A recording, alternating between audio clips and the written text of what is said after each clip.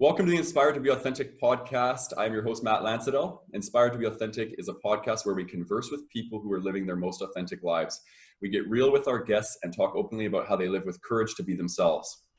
We explore barriers they have overcome to be more authentic and aligned to themselves and their purpose. Today is episode 9, and I have Cam Fraser here with us. Welcome, Cam. Yeah, thanks so much for having me, dude. Yeah, it's good to have you. I'm very excited to explore this topic. So today we are going to be talking about penis shame. We're going to be talking about how this, the shame of our own anatomy, the shame of our own sexuality can play into pulling us away from our authenticity, and how when we start to explore some of these things, we can move into our authenticity and an important aspect of who we are, right? As men, with our penis and our sexuality, and even for women, we'll be able to relate to this as well.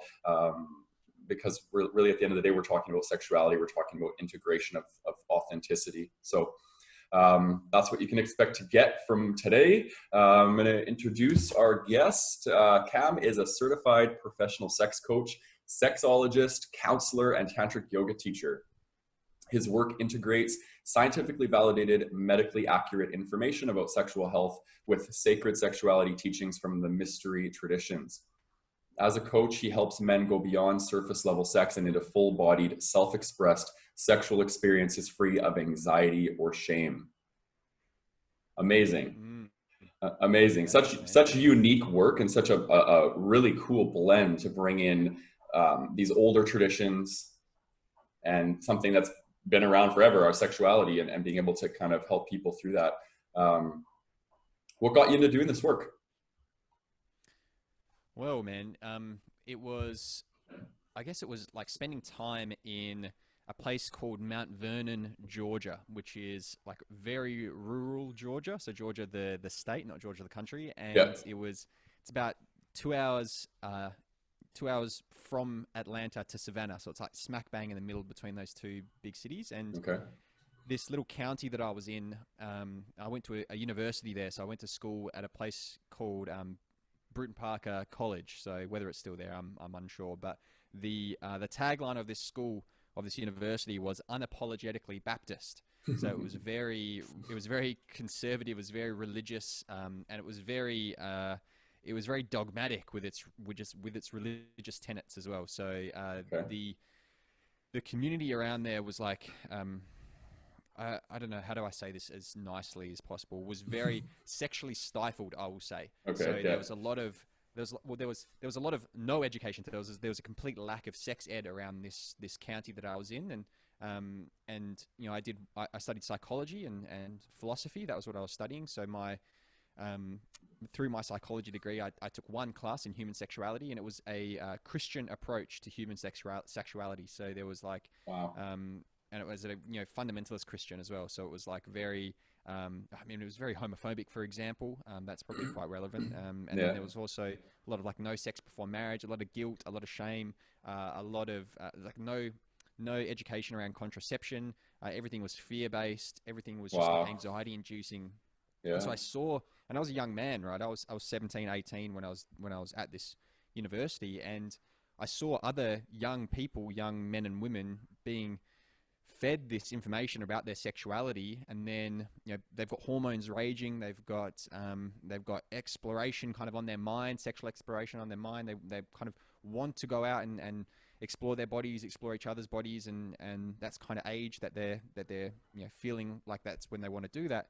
Yeah. So there's alcohol involved as well. There's a lot of like weekend partying, and people, the college scene, I suppose, of people just getting a bit overly drunk on the weekend and boozing up a bit too much on the weekend, and so because of that, inhibitions have been dropped, and so they do go and explore themselves sexually, but they kind of do it in a pretty unsafe way, and there's a lot of like unsafe situations. I'm sure anyone who's familiar with the American college scene can kind of resonate with the fact that sexuality in these in this environment is usually not done very safely, and it's usually done, I suppose, how do I say this, like maybe like misogynistically as well. Like the fraternity scene can be quite like that. So, and the rape culture in universities and colleges is actually quite big as well too. Yeah. So it's a pretty unhealthy unhealthy environment to be exploring your sexuality. And then all of the religious stuff was dumped on top of that with the shame and anxiety. So all these people would be going back to church on Sunday morning after a big weekend of partying and being frivolous and with their sexuality, and maybe feeling really guilty and shamed about that, and then seeking repentance on Sunday morning. So it was just this really negative spiral that I felt myself getting sucked into, and really observing in the people around me and the young people around me. So so I was like, I don't know if we can swear, but I was like, there's like these people that need some type of sexual education. There's people that need to know about their bodies. There's people that need to know about contraception. There's people that need to explore their sexual selves. And so this light bulb kind of went off for me. I was always interested in psychology, always interested in philosophy, was interested in spirituality. And then I was like, well, all of this stuff is related to sexuality. And, I was a young Australian dude in America, so I was having a bit of fun and exploring my own sexuality. Again, definitely not in a healthy way. I was going through my own shit. So, like, just by studying sexuality and getting interested in yoga, I had to go in and do clinical Pilates and yoga for rehab for my back. I seriously injured my back, and so through doing that, I overcame my own sexual issues by listening to my body, by learning how to breathe, by tapping into sexual exploration and getting more comfortable with that in myself. So I kind of like healed myself first, and then recognized that there was people out there that needed healing, and I was like, whoa, I can definitely go through this and learn more about it and become a bit of an expert in it. And then I just started niching in men's sexuality and men's bodies and male bodies, because that's my lived experience. That's what I can talk on with authority. I've never had a woman's body. I've never had a vulva or a clitoris, so I can't speak into how that would feel. Yes, I can do some educating around it. I've probably seen more vulvas and clitorises than most women, just because of the work that I do. So, so I can definitely educate about it, but I just felt that it was more appropriate for me to speak into male bodies and men's experiences of pleasure and masculinity, because that's my lived experience. So and it's just kind of taken me all around, man. It's taken me to South America. It's taken me to, I've been to Canada, obviously America, Australia, Southeast Asia, I've tried to pursue the spiritual sacred sexuality side of things with the academic,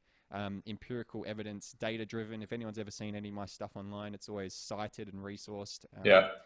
Because I try and, like I said, bring that scientifically validated information into the sexuality world, because there's a lot of tantra teachers out there teaching some stuff which is not necessarily backed up by evidence. Excuse me. So I try and blend those two things and have a nice cooperation or conjunction between those two things, because especially working with men, that seems to land for the guys a bit nice. The science. Just my observation. So that's it, man. So that's where I am, and that's what I'm doing. Cool. Yeah, that's amazing. You said that you were exploring your own sexuality and you were doing it in an unhealthy way. What does that look like, to kind of paint the picture for people, and what unhealthy sexuality express what that looks like? Sure, man. Sure. So I was 17, 18, as I said. So I was still new to my own sexuality and what it kind of looked like, and I was playing sport at the time, so I was very much tapped into that locker room culture.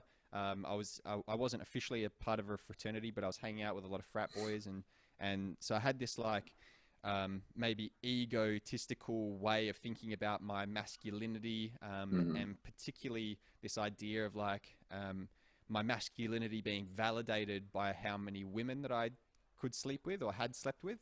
So there was like this so there was just like this narrative around being the stud, or being the playing the game and getting validated by sleeping with a lot of people. So that was like one way of it unhealthily expressing, was seeking sexual experiences for validation rather than for that connection. So that was one way. And then there was a lot of booze involved as well. So I was like, throughout my college years, I probably can't remember. I can probably count on my hand, on one hand, how many times I was sexual with another person sober. So there was a lot of like alcohol involved, which again is a pretty common thing, I feel like, for people going through that age group. Definitely, because it allowed me to feel like I was, my inhibitions were down. It allowed me to feel like I was relaxed, and it was kind of like a false confidence type thing. And then I was also, because I was in a bad headspace at the time, had a lot of anxiety, a lot of tension in my body. I was either, I would flip back and forth between maybe prematurely ejaculating or not being able to get an erection. And that was all self-diagnosed, of course. You know, I just wasn't coming. I was coming too quickly for my own liking, and then I wasn't able to get or maintain an erection. And obviously the booze didn't help. And so then I fell into this trap of like, okay, well, if I just get drunk and I don't get it up, I can just blame the alcohol, and it became like a bit of a scapegoat. So it was just like this really big cauldron of unhealthy ways of expressing my sexual self, man. And was watching quite a lot of porn as well at that stage. And just seeking to express myself. And not really knowing how to do that. No one was really guiding me. No one was telling me, hey, you can do this instead. No one was really giving me an alternative narrative, right? An alternative way. And that's what I try and do with my work now, is I try and speak to myself 10 years ago. I try and be the guy that I needed in my life when I was going through all that sort of stuff. And so I try and paint or help men write this kind of alternative narrative of themselves for masculinity and sexuality, because there's a pretty strong mainstream culturally standard narrative about what it means to quote unquote be a man, especially sexually, especially in the bedroom. And that's kind of what my work is now, is trying to help rewrite that narrative. Yeah, that's amazing. You said a lot there that it resonates with myself as well, and having growing up with sexual anxiety, growing up with fear of not being able to get an erection during sex, or getting an erection and losing the erection. How much of that is plays into the anxiety that you see in working with your clients?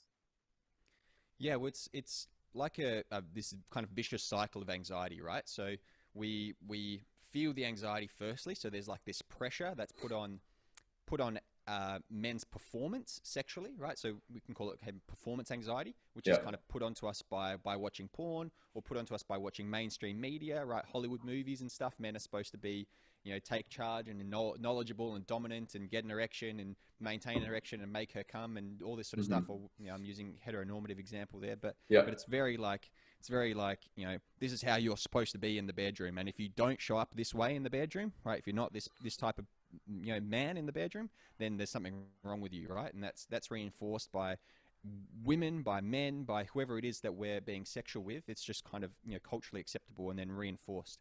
So we've already got that pressure on, which is that anxiety.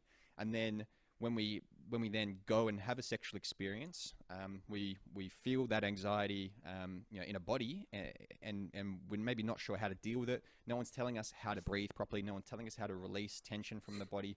No one's telling us like how to move sexual energy. No one's telling us how to, you know, what to eat to make sure that our blood flow and all this stuff is like reducing our cortisol levels. So there's no education around it. And so we kind of like mislabel or misdiagnose or misconstrue what that anxiety actually is. And we think it's, you know, oftentimes this is what happens for men that I work with. We think something's wrong with their partner. So I work with a lot of straight guys. So it's like, oh, she's not hot enough, or she's not doing that thing that I like in porn, or something's wrong with her, or whatever it might be. So it gets misconstrued, and then it doesn't get better. And so that, you know, feeds into, you know, and then we lose an erection, or we come too soon. And so it manifests as more anxiety. And then that anxiety just reconfirms the first anxiety that we had about performance. And it just becomes this vicious cycle of guys not knowing, you know, how to get out of it, regardless of who their partners are. They're just, you know, as people with penises in general, there's this kind of like anxiety that becomes this downward spiral, downward cycle. And that's in a lot of areas of life as well, but particularly around sexuality. Yeah, I find what I experience a lot, and with people that I do coaching with, is around mindfulness and present moment awareness, and how that is really the gateway to opening up these experiences free of anxiety. Because when we're in the present moment, we're able to be present in our body, and the act of sexual engagement, whether it be through self-pleasure or pleasuring with another, it's about the body, allowing the body to have the experience. So there's an element of surrender, letting go of control, right? And the mind wants to try and control the experience. And that's where would you say that's where the performance anxiety comes from? Yeah, I think there's a lot of truth in that, man. And pretty much all the stuff that I do is mindfulness-based practices. You know, it's all about building awareness in the body. It's all about slowing down, noticing sensations. And you know, performance anxiety, I suppose, that performance mindset, which is what we have, is like we treat sex like or a lot of us, and I definitely have been this way. You know, that performance mindset treats sex like a sport, right? And it treats sex like a goal-oriented activity, and the goal being erection, and then penetration, and then ejaculation. And if you're lucky, or if you know, maybe it's not luck, but if there's some type of, you know, situation involved, having your partner come as well, you know, and that tends up being the goal as well. If you've got the erection, you've got the penetration, you've got the ejaculation, it's like, okay, now I'm gonna set the goal as like making my partner come. So I'm going to do this to them, not experience this pleasure with them. And so it's like very linear. It's very dogmatic in a sense, and it becomes a sport or a competition with your mates or your brothers or whoever else, you know, that has that same mindset. It's like, oh, I lasted this long, or I came this much, or I made her come this many times, or, you know, whatever it might be, and it all becomes competitive and sport-like, and and that's not a very, you know, maybe that is pleasurable for some people, and you know, and it's totally fine. But if that's the only way that you're having sex, you're like severely limiting not only your pleasure but your partner's pleasure as well. If you've got a long-term partner and that's the only way that you're having sex, the only way that you're experiencing any type of pleasure with them, then it, you know, it gets boring after a while. You know, it gets old. So a healthy sex life needs variety, or a healthy sex life needs diversity. And for some people, that maybe looks like a variety of different people or a diversity of different people. But for people in monogamous relationships, it just means a variety of different experiences with that one person, a diversity of different experiences with that one person. So, and so this is where you start to shift from that performance mindset into what I kind of call a pleasure mindset. It's like, you can still experience pleasure without an erection. You can still experience pleasure without penetration. And by God, you can still experience pleasure without an ejaculation.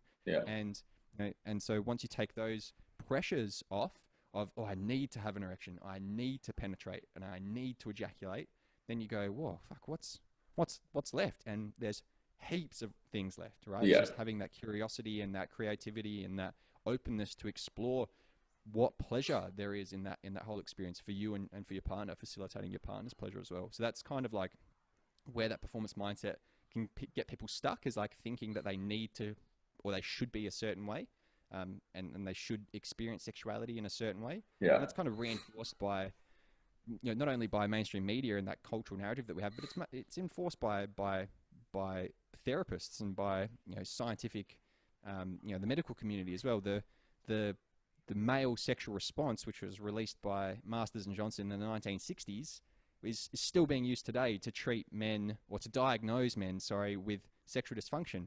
And their model is like, it's like a 4-part model that it's like, you know, you get an erection, and then you have this arousal, and then you have this orgasm, and then you have this resolution, and it's just like this linear step-by-step process. And goal-oriented. Like yeah, totally. And it's like if you deviate from that at all, like there's nothing there about multiple orgasms for men. There's nothing there about, you know, about the separation of orgasm and ejaculation. There's nothing there about prostate orgasms. Like it's so narrow, and so many men's experiences deviate from that.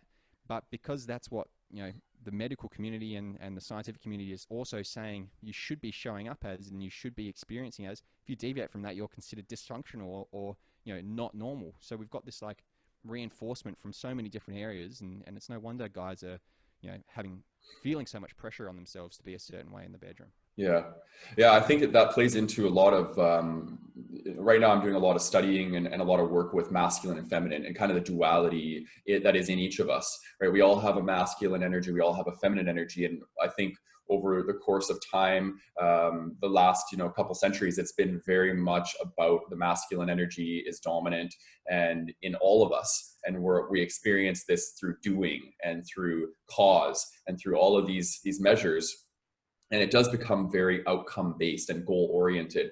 And I feel like that's what is playing into, you know, the sexuality. And as we start to become more connected to our feminine energy, which is really about the things you talk about: creativity, openness, receiving, being, the beingness of the experience. Like, you don't need an erection and need to be performing in order to have pleasure, right? You can be and connect and use your senses, your sense of smell and all these things to kind of really engage with somebody in a way that's going to give you pleasure. So my question for you would be, how do we as men begin to embrace that aspect of ourselves? Because I think there's so much shame around men even embracing things like receiving. Like, for a man to receive is completely like off limits for a lot of men. You know what I mean? Even gay men, they really struggle in that area. So what would you suggest in that?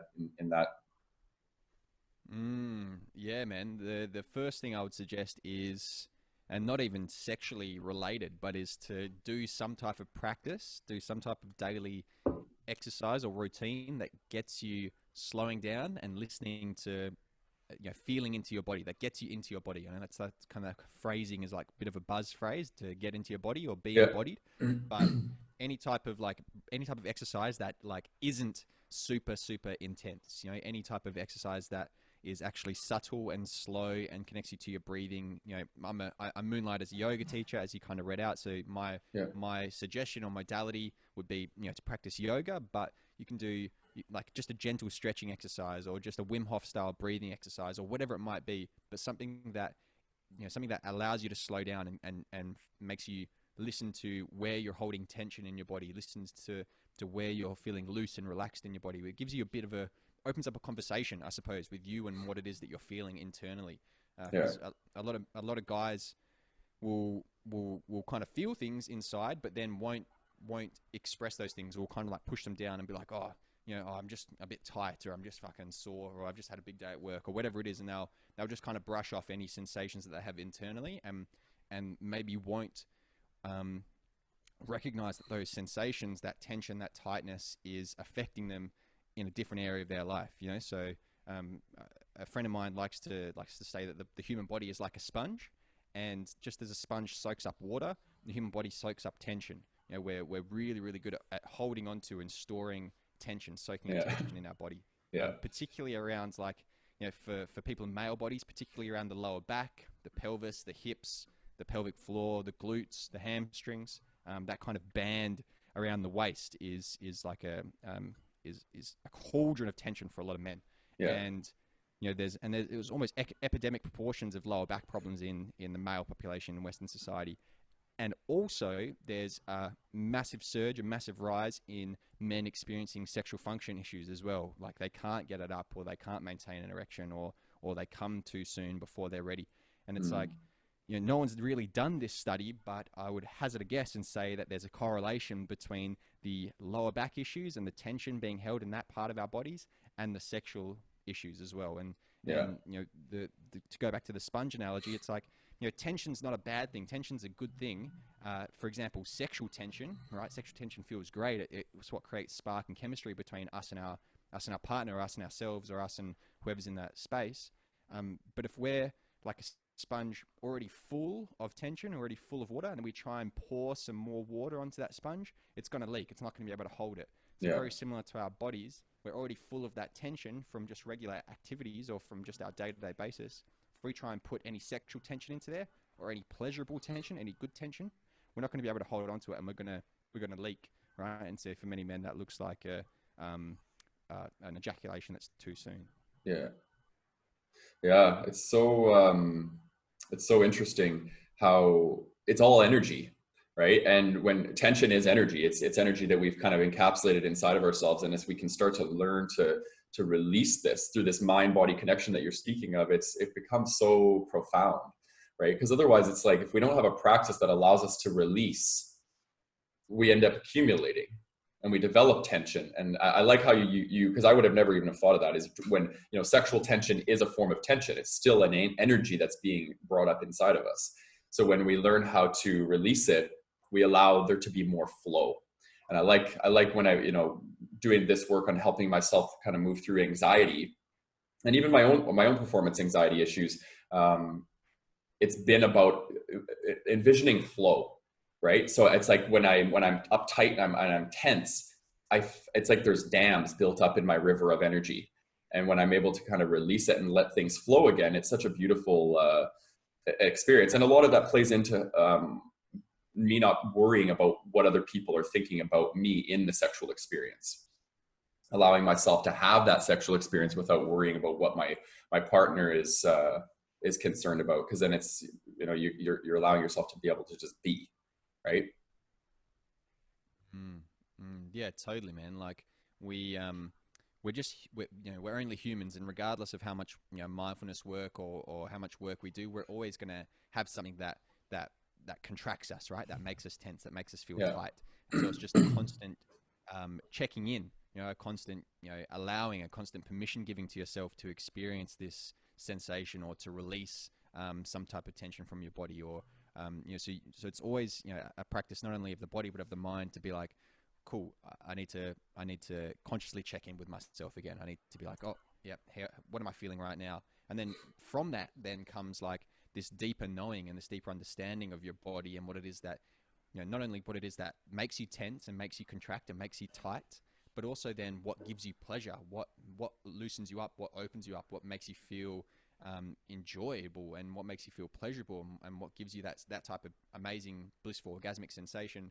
And then from there, you then start to learn how to ask for that, and then you start to learn how to communicate that to your partner. And hopefully by doing that as well, this is like what I start to call sexual leadership, is are you stepping into that and being vulnerable to ask for what it is that you want? Because that's a pretty vulnerable thing to do, right? Yeah, Brene Brown's definition of vulnerability being emotional exposure and risk taking, right? It's pretty emotionally exposing to ask for what it is that you want, and you're taking a pretty big risk. The risk of being rejected, the risk of being called weird or abnormal, the risk of whatever it is.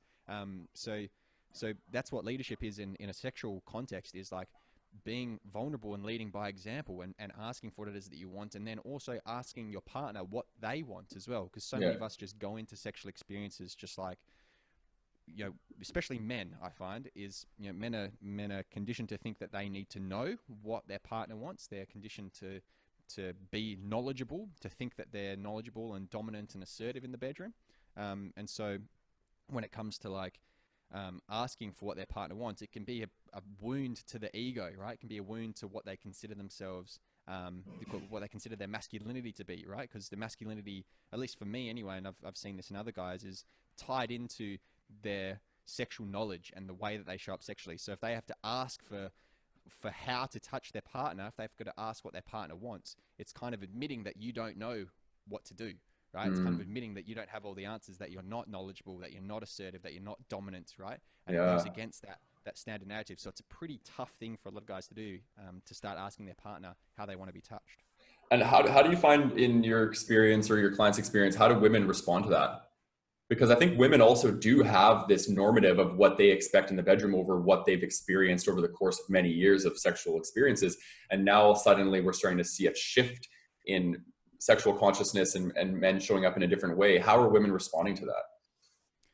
Yeah, so there's like so obviously we've spoken about like the men's conditioning, but there's also conditioning for women around tolerating touch, around just putting up with touch that they don't necessarily enjoy. There's a lot of conditioning, social conditioning around women not saying no, right?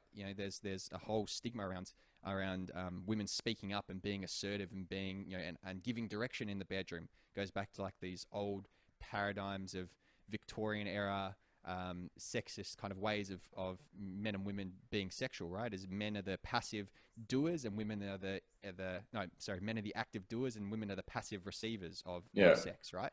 And so women have this conditioning around just like, oh yeah, the guy's supposed to know what he's doing, so I'm just going to put up with that touch that he's giving me, or just the penetration, whatever he's doing. Like I'll just get it over and done with. And women don't want to hurt these guys' feelings, right? They're not, women aren't these mean creatures that maybe some groups of men kind of paint them out to be. But so they don't want to bruise that guy's ego, so they maybe won't give him direction, or they'll say that they are enjoying it, or they'll fake orgasms, and there's a huge prevalence of women faking orgasms because there's this tied into scenario of like men's masculinity and their sexual performance being validating for themselves, right, for their ego. So there's this shitty dynamic happening where no one's speaking up for what it is they want, where people aren't asking their partners how they want to be touched. I found when I started doing this work that there's been so many times in my sex life where maybe I haven't wanted to be penetrative, or I haven't wanted to be dominant or take control. Maybe I wanted to be the person who's kind of like being receptive, or being receiving, or being passive, if you want to use that word, or being a bit more softer with my partner, taking charge. But because that's not what men are supposed to do in the bedroom, I pushed my own boundaries, right? And I crossed my own limitations and went into a sexual experience doing something that I didn't particularly want to do. And then, and then when I think back on it, I'm like, fuck, my partner, these young women probably were just like putting up with that sensation, putting up with that touch, putting up with whatever it was, tolerating it because that's what they thought I should be doing and what they should want. And so both of us were crossing our boundaries and crossing our limitations and not getting what we wanted out of the sex, and then lying to one another and being like, yeah, that was great, thanks. You know, Yeah, so yeah, it ends up being this lose-lose situation, unfortunately. So yeah, so there's conditioning on both sides, and like you said, there's conditioning about like what heterosexual men should want women to do in the bedroom, and there's also conditioning from for heterosexual women about what men should be like in the bedroom as well. So not only do we have these stories about what we should look like, we have these stories about what our partner should look like as well. And an often used example that I have for this is ejaculation, right? So I often ask guys, regardless of orientation, when was the last time that you masturbated or had sex and didn't ejaculate? And most of the time I get an answer like, oh, what the fuck are you talking about, man? Every single time, yeah, that's why I have sex. That's why I yeah, masturbate, is to ejaculate, And yeah. they just kind of look at me.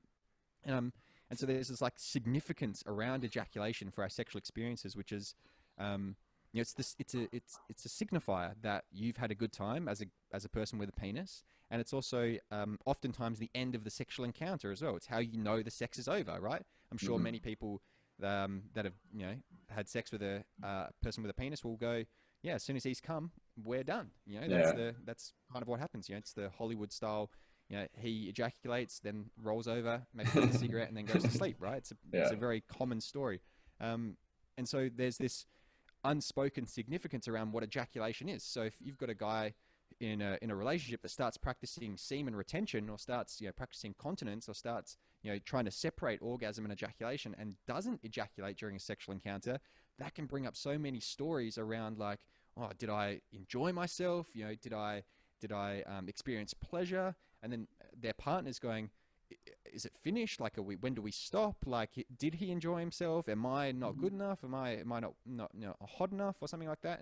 And so in my own personal experience, I had this when I drank too much and maybe physically couldn't ejaculate because of the intoxication, and my partner going, is there something wrong? Is what's wrong with me? What's wrong with you? And they and start blaming one another if there's if there's no ejaculation present, and if no conversation's been had around it. So it's it can be quite confronting when we start to like shift away from that mainstream narrative. Mm-hmm. Yeah, it's how much does shame play into all this? Because I do want to bring in this flavor of penis shame. Maybe we can kind of make that segue right now. Like, how much does shame play into these things we're talking about, like setting boundaries, speaking your truth, being more authentic in the bedroom? It seems to me that is the barrier. That's why we don't want to initiate these conversations or do these things, is because of shame. Yeah, so I think it's like useful to like define or to split up guilt and shame. So like guilt is like this feeling that we have internally that we've done something wrong because it's gone against something that we consider to be a value of ours. Yeah. Shame is something that we feel a similar feeling, but because someone else has said that we shouldn't do that, because someone else's values, we've gone against someone else's values, so we feel shame by not adhering to what someone's told us we should do, and so like this is where we get sexual shame is around that narrative that we've been speaking around, just because it's been kind of indoctrinated into us that we should show up this way, and if we don't show up this way, then we should feel shame because we're not normal, right? Shame is all about conforming, and if we don't conform, then we get shame for doing that. Similar to being shunned by a society or whatever it is. Yeah. And so where shame comes into our sexual experiences is pretty much with kind of everything we've spoken about so far. Is it's not normal to ask for what you want when you're in the bedroom. It's not normal to be soft and be feminine if you're a man in the bedroom, right? It's not normal. I use inverted commas there to for sure to be alternative and to explore kink or BDSM or non-vanilla sex with your partner. So that's where all this and that can come from religion. That's been my experience is had religion kind of tell me that that's one certain thing, and then society kind of backing that up, and then movies and porn backing all that up as well. And so where it comes to anxiety around cock size or penis size is predominantly from porn, right? Is this idea that bigger is better, and there's maybe some value in letting people with penises know, just letting people know in general that the average cock size of a male porn star is at least 3 inches bigger than the average cock size of just your regular dude, your non-performer, or your civilian, if you want to use that word from the industry.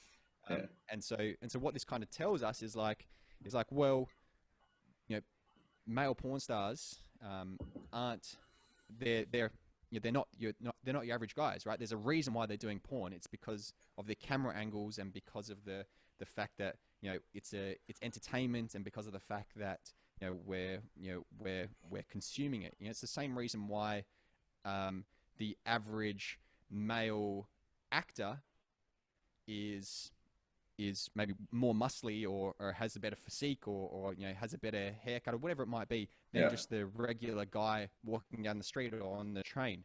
It's because we're consuming that as media. We're consuming that as entertainment, right? So it's like there's this like I suppose we haven't maybe critically thought about what it is that we're consuming. I know I definitely didn't do this when I was consuming porn and watching just any type of sexually explicit material. I was having difficulty differentiating between, okay, this is media and this is fantasy and this is not real, and my own sexual experiences. There was especially when it comes to sexuality and exploring your sexuality whilst watching porn, is because you start to hijack your dopamine and reward circuitry, and it starts to activate all these other areas of your brain, and it becomes very difficult to distinguish, right? Our brain visually finds it hard to distinguish between movies and real life. So we get this really strong conditioning or impression around what it is that we're supposed to look like, right? We're supposed to be muscly, we're supposed to have a huge cock, we're supposed to be able to have this rock hard erection for as long period of time. And so these stunt penises of male performers, right, they start to then be the norm that a lot of guys feel like they have to be. And I get messages every single day from men on social media saying that they want to be bigger, or that they're unhappy with the size of their cock. And in fact, there's some data around this, which is like 90+% of men are unhappy with the size of their penis. And the vast majority, 90+% of that majority, are wanting to be bigger.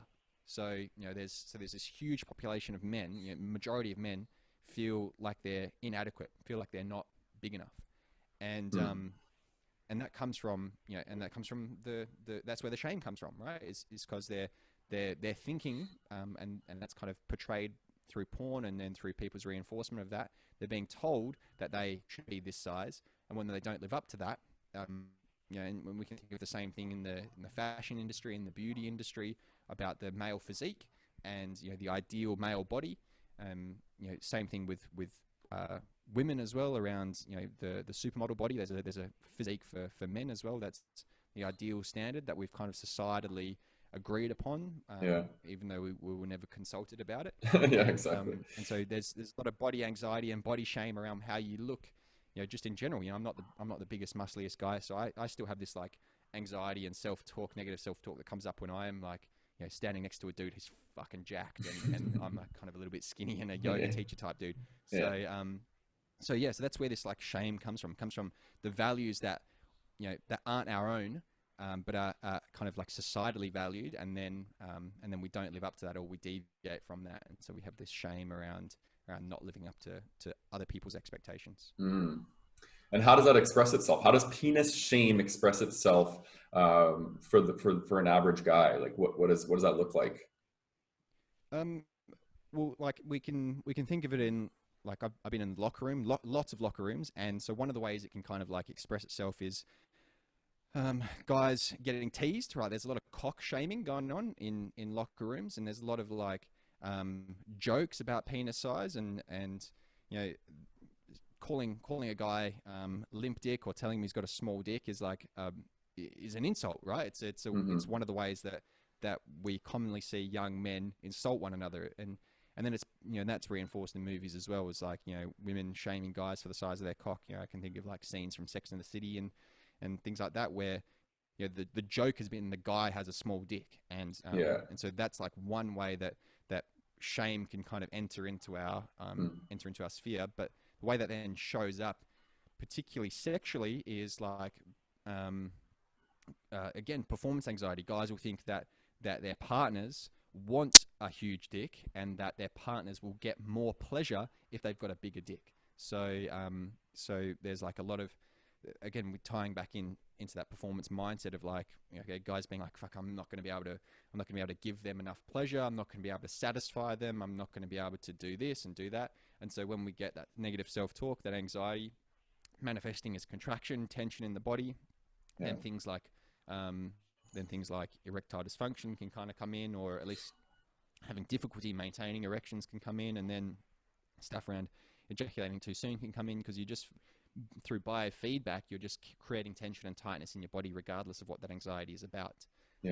So it can manifest like that, and then we've got like a whole bunch of things around men not feeling comfortable getting naked in front of people, and that ties into a whole bunch of other stuff around internalized homophobia, and then ideas around nudity and stuff as well. But there's like a whole bunch of ways that it can manifest, but those are the main ones that I kind of see. Yeah, a lot. Yeah, okay. I think it's fascinating. I would say, what are the top things that you see in your coaching practice that men bring forth as things that they're worried about that cause them to have anxiety around sex?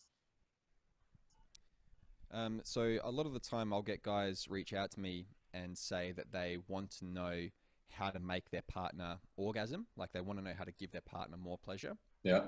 And so I often see this like story that men have, which pedestalizes their partner's pleasure over their own. Yeah. So if I like elaborate on that, I suppose it's like a lot of men feel like the only pleasure they can get is from ejaculation, and that ejaculation is just this like 5-second sticky white genital sneeze, and that's it, right? And it's like this little blip on a graph that's like their pleasure. It goes for a couple of seconds and that's it. Yeah.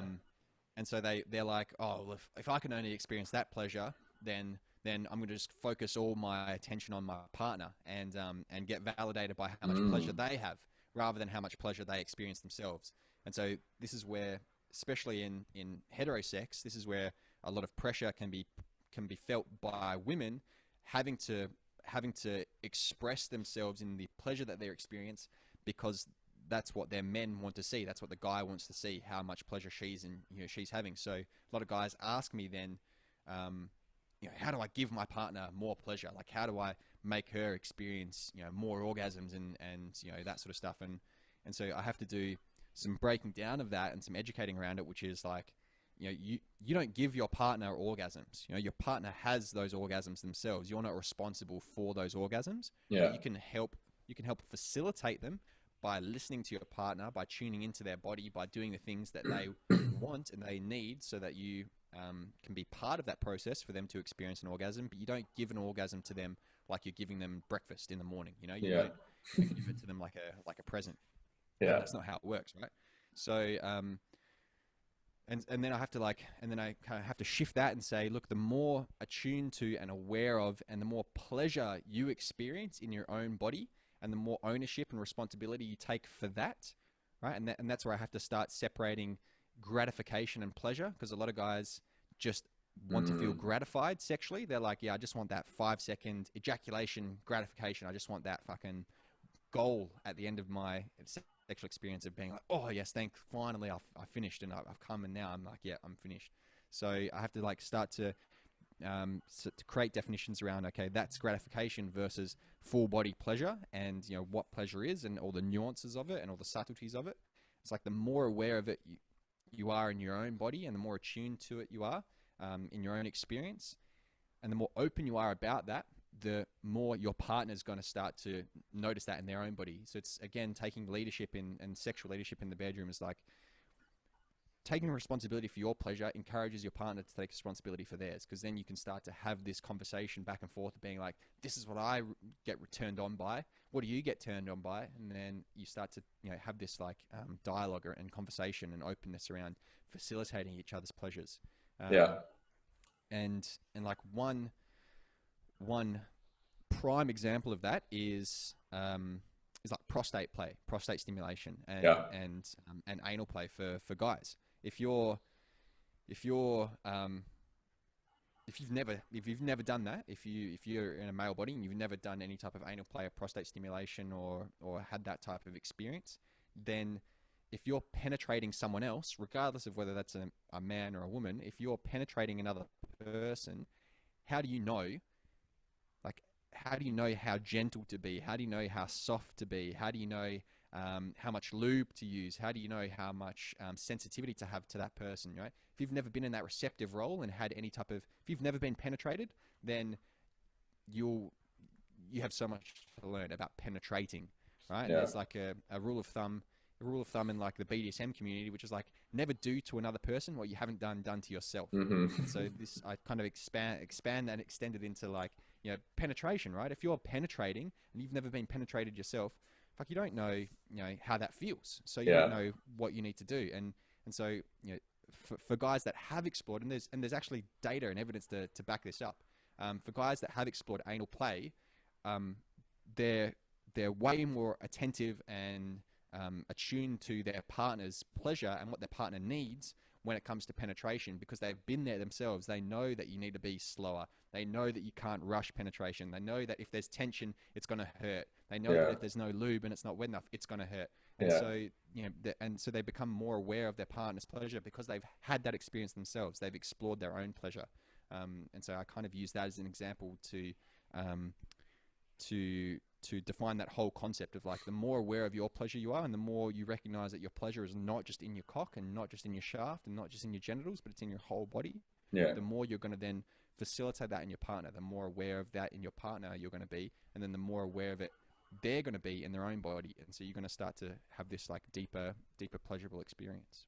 It's a beautiful exchange. I like that. And I think I fully agree with you in that people that experience receiving, well, let's even put it that way, receiving, and it does make them better at being a giver when they're able to understand what it takes to receive. And I think, you know, homosexual relationships definitely are a testament to that, because we understand both sides of giving and receiving for the most part, right? In a general term of that. And it does enhance the other person's awareness of what they can do to help create an experience for you that's going to be pleasurable. Totally, man. One thing that I do want to allow the audience to kind of learn from you is back to the penis shame stuff. How do we start to move beyond that? Because we talked a bit about what shame is. We talked a bit about how it expresses itself. I want to touch on a little bit about how we can start to move beyond the shame of our penises and start to celebrate them, you know? Yeah, totally, dude. There's like a couple of like really practical ways you can start to do this. And it isn't something that, you know, overnight just starts to happen. It's something that you go on a journey through, right? Regarding body positivity and body confidence and comfortability in your own skin. Some of the ways you can start to shift that and start to alter it is stop consuming media that is perpetuating your anxiety. So stop watching porn of guys with huge dicks. You know, if you still want to watch porn, you know, there's plenty of ethical, feminist, diverse porn sites out there that show just regular people, not these stunt penises, and people that are getting paid for having big dicks. So it's like, you know, start to change the narrative that you're consuming that's being enforced on you, you know, and start to have that alternative. And then from there, it's like, okay, let's look at some things that you can do with your body. So, like a really powerful but confronting way of starting to accept and love your body is like doing some mirror work. So when you're self-pleasuring or when you're having sex, put a full-length mirror in front of you and, you know, and look at your body and start to develop some appreciation and some love and some gratitude for the pleasure that it can give you, right? Regardless of how big your cock is, and even regardless of whether you've got an erection or not, you still have you still have the same amount of nerve endings, right? So you can still experience pleasure regardless of how big or how small or how flaccid or how erect your cock is. So, like developing some appreciation for that by doing some mirror work, so some self pleasuring in front of a mirror, and that can be super confronting. There's like you can do some like, I guess, like some slowed down heart genital kind of connection. So again, this is like maybe a bit more energetic, I suppose, rather than actual physical. So it's like starting to do maybe like a heart meditation or a gratitude meditation with your hands on your cock as well. So one hand on the center of your chest, one hand on your cock, and starting to thank your penis for being there, and for giving you pleasure, and for just being part of your body, and for having an existence. I'm sure that a lot of guys feel like their cock is like a part of their masculinity, is a part of their identity. So just be grateful for that and express gratitude for that. And it's like an extension of that then is like, write a love letter to your cock, write a love letter to your penis, right? Sit down, just fucking whatever comes I up. like that. And if there's some trauma that comes up as well, if you're like, fuck, I really hated it when you did this, then write that down as well. Express yourself to your penis. And a lot of times when we masturbate and when we self pleasure, we often have this mindset of trying to get something from our cock, trying to get something from our penis. It's like, it's got a job to do, and I'm going to fucking beat that job out of you. I'm going to get something Literally. from you. Literally, exactly. Yeah. So it's like, okay, next time you go back to self-pleasure, next time you go back to masturbate, reframe that, and instead of trying to take something from your penis, why don't you give something to your cock? Why don't you give pleasure to your cock? Give back to it. And instead of trying to get something from it, have that new mindset of like, okay, here's my gift to you, here's my pleasure that I'm giving to you, and try and shift and see how that affects your experience. That's huge. I think that just even that shift alone, because when you think about it, when we experience shame and we go into a sexual encounter anxious, and then our penis doesn't perform, we feel let down, and we begin that same cycle. And really, it's in my experience, it's been about allowing whatever your penis. You have to give your penis the space to be and do as it wants, because it's your body, it's your body's experience. And if your mind and your body aren't on the same page, then it's your job to get on the same page, because otherwise you're going to keep perpetuating this cycle. So I love that. It's about, how can I offer my penis the space to be, and gift it that space, as opposed to keep putting pressure on it to perform and do and ejaculate and all these sorts of things. That's a completely different way to reframe it. I never even thought about that. I like that. Beautiful, man. Yeah, it's cool. What about debunking some of the myths? You talked about penis size, things like that. Can we debunk some of these myths that are out there around penis size and erections and all that sort of stuff? Yeah, totally, man. So I guess the first and most straight up one is that like size has nothing to do with pleasure. And we can think of this like anatomically. There's whether you're penetrating a man or whether you're penetrating a woman, there's not a huge correlation between like length and depth and pleasure, and that's just because of our anatomy. So we've got to think about like where the prostate is versus like where the clitoris is, or where the G-spot is, or any type of internal sexual erogenous zones, we could call them.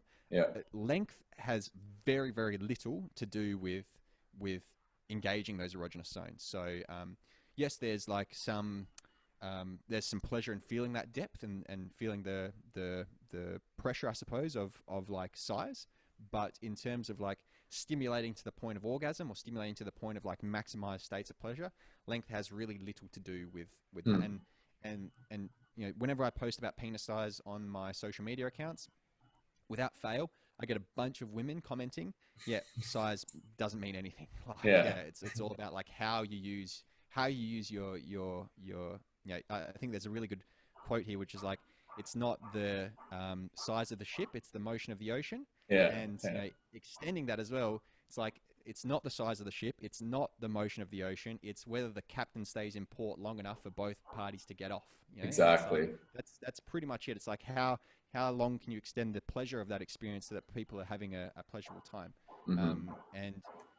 And like another kind of cute analogy I have here is like, you know, this is something that was gifted to a friend of mine, is he'll often ask guys, how big's your dick? How big's your cock? And guys will be like, what the fuck's this guy asking me this for? You know, he's supposed to, you know, be not shaming me for penis size. He's like, what if I told you your penis is 3 foot long? And guys go, wow, that'd be amazing. You know, that'd be great. And he's like, well, your cock is 3 foot long, because your cock doesn't start from, you know, where it meets your pubic bone. Your cock doesn't start from where it touches your body. It starts from the back of your neck. It starts from the top of your spine. Right? So if you think of your whole spine, if you think of your whole back as your cock, and start making love from your spine, start making love from, you know, from the fluidity and the movement and the flexibility and the length of your spine, rather than just from the couple of inches of your cock. Watch how your sex life changes. Just watch how that kind of shifts.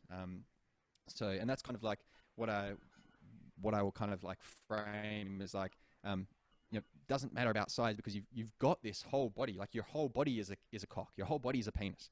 You know, and make love from your whole body. Don't just make love from the couple of inches of your penis. That's not, you know, conducive to pleasure. You know, we're trying to be pleasure oriented here.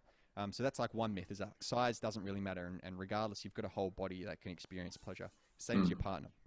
And then like some other myths, just like real basic ones, is stuff like, well, basic for me, I suppose, maybe not basic for some people listening, but is that like you're not supposed to have an erection the whole time that you are having a long sexual experience. Like your cock will, and your erection will wax and wane. It'll be hard, and then it'll be a little bit softer, and you know, and the reason why is because if you're having like survival based caveman sex, and you're just kind of like, you know, as a train kind of going down the train track and just kind of like pumping and thrusting away, maybe then you'll have an erection the whole time, and then you know, and then you'll probably ejaculate, and it'll be over, and you know, you're having sex to kind of pass your genes on, and that way you're having procreative sex, or, you know, caveman style sex. But if you're experiencing more pleasure, and if you're opening up, if you're doing these exercises to slow your breath down and to notice pleasure in other parts of your body, that can be confronting, because you're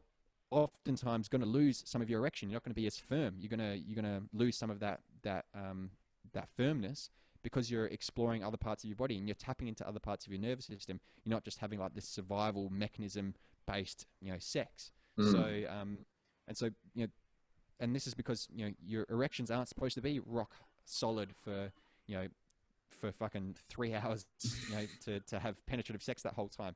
And even Viagra bottles, you know, if you're familiar with the Viagra commercials, they even say if you've got an erection for more than 4 hours, you need to go see a medical professional, because you're not supposed to have an erection the whole time that you have sex. There's room for waxing and waning, and kind of what you were referring to before is like give your cock the space to experience what it experienced, you know, and don't just be dogmatic about, okay, now I need to get an erection quick, and I need to maintain that erection, and it needs to be erect the whole time. So like that's a useful myth to kind of start to integrate or start to debunk in your own experiences, like, you know, your cock will wax and wane. Well, and taking that, the waxing and the waning, as an opportunity to explore something else, maybe start to experience more sensuality, and kiss and have eye contact and those sorts of things, and play with that, right? Instead of looking at it like, oh shit, here we go, and now it becomes a closure. Create the space and allow there to be an opportunity for a new type of experience to come forth. Totally, man. Totally. Yeah. What other pleasures can you experience? You know, now that your cock is flaccid, what else can you explore? And some guys will be like, nothing. You know, tell me penetration. I'm like, well, challenge that. You know, challenge that thought that you have, that there is nothing else. You know, like you said, be sensual, be sensitive, connect to other parts of your partner's body, connect to other parts of your own body. And then another massive myth that is not talked about enough is ejaculation is not the same as orgasm. You know, ejaculation and orgasm are two separate physiological processes of the body. That was my next question. You can ejaculate, you can ejaculate and not orgasm, just as you can orgasm and not ejaculate. So that's a huge part of the work that I do, is helping guys, firstly, you know, recognize that and understand that, and then like how to do that, how to separate and disentangle the two. All right. Well, you gotta give us more now. What's that all about? I've heard of it, Yeah. like semen retention and these sorts of things, and what do they call them? A non-ejaculative orgasm or whatever. What are they about? How do we do them? Kind of give us a little bit of rundown if you wouldn't mind. Yeah, of course, man. So it's like the so like ejaculation and orgasm, the ones that for many guys happen together is what we could call an ejaculatory orgasm. Or if we look at it neurologically, it's an orgasm through what's called the pudendal nerve, which is just like a nerve that triggers the squeezing, pulsing sensations of your pelvic floor when you have that kind of squeezing, contracting, rhythmic kind of orgasm and ejaculation, and squeezes the expels the ejaculation out of your urethra. So Okay. that's like the most common experience that many men have is like orgasm and ejaculation together. Um, but ejaculation is the reflex, and orgasm is the orgasm is a separate reflex. So we know how ejaculation works. We know that there's two like phases of it. There's emission and expulsion, and we know exactly how the prostate secretes its glands and the seminal vesicles secrete its glands, and it goes yada yada yada down the anatomy train. But the orgasm is a completely different experience, and there's no standard definition of orgasm, right? There's the last time I looked, there's over 26 different definitions of orgasms depending on who you ask, right? You ask an endocrinologist, he'll tell you one thing, a physiologist will tell you another, a psychologist will tell you something else. Wow. So it's like, if we, and I like to use neurology because it's just like relatively simple. There's actually two other nerves that people in male bodies can experience orgasm through, and that's the pelvic nerve and the hypogastric nerve. And the most important thing you need to know about these three nerves, the pudendal, pelvic, and hypogastric, is the pudendal nerve is only connected to the sympathetic nervous system, which means it's part of our stress response, it's part of our survival response, it's part of our fight or flight response. That might be something that people have heard of. Yeah. The other two nerves, the pelvic nerve and the hypogastric nerve, are predominantly connected to the parasympathetic nervous system, which means that you have to be relaxed, that you have to be slowed down, that you have to be, have a release of tension from the body and be in that relax, rest and digest, meditative state to experience orgasm through those types of nerves. So a lot of guys that are having these like ejaculatory orgasms, for the most part, they're going down that like build up of tension, build up of tightness, down that like a train going down the tracks of just building until they burst and they pop. But to experience orgasm through these other nerves, you have to be relaxed and you have to slow down and you have to breathe and you have to notice other parts of your body and you have to step away from that central sympathetic nervous system, spinal column, survival response in the body. So, that's how you start to. Well, that's the foundation for disentangling those two experiences. Is like, okay, I'm gonna shift away from the survival response of ejaculating, right? Which it is a survival response, right? It's a way of passing on your genes. It's a way of procreating and reproducing. To having like a pleasurable, recreational sexual experience where I'm in it for the pleasure, not in it for the reproductive capacity of it. And the way you do that is by stepping into your parasympathetic nervous system, not being in your fight or flight response. So, and that's the foundation of starting to open up your sexual experiences and separating orgasm and ejaculation. That's fascinating stuff.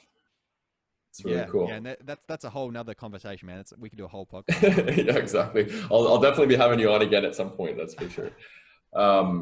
So what does a typical session look like if somebody's interested in wanting to work with you? Like, what would it look like? Kind of walk us through that a little bit. Yeah, man. So I do a 60-minute free discovery call, which is all about figuring out whether we're the right fit and figuring out whether I can actually help you. So there'll be some things like trauma-related stuff, which I'm not qualified to help people through. So I often do a 60-minute discovery call to determine whether I'm the right fit or whether I need to refer them on to a specialist in a certain area.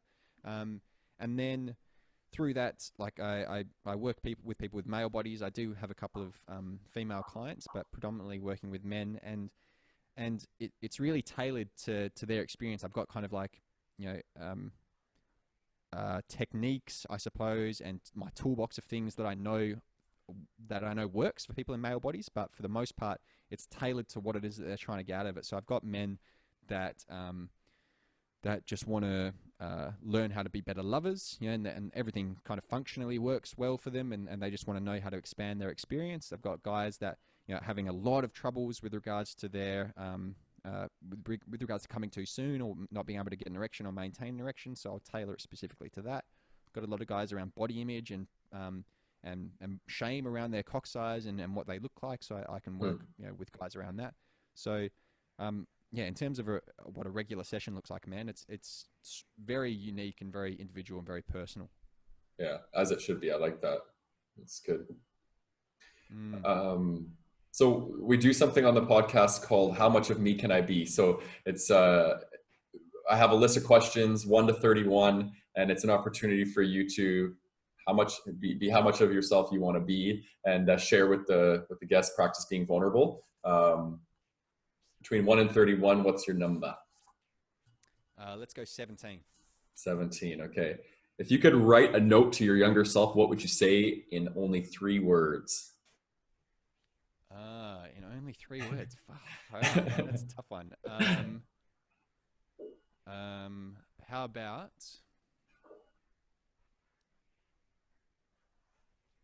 It can be more than 3 words if you want. I'm gonna say I've got 3 words here. Open your heart. Open your heart. Oh, I like that. I like that. Yeah. I like that a lot. And then this is me tip of the week is really about self-ownership. So it's about, holding the space for you to be who you are. And I want to tie it in this week into our sexuality. So what's one tip that you can share with the listener that's going to help them embody and own who they are sexually?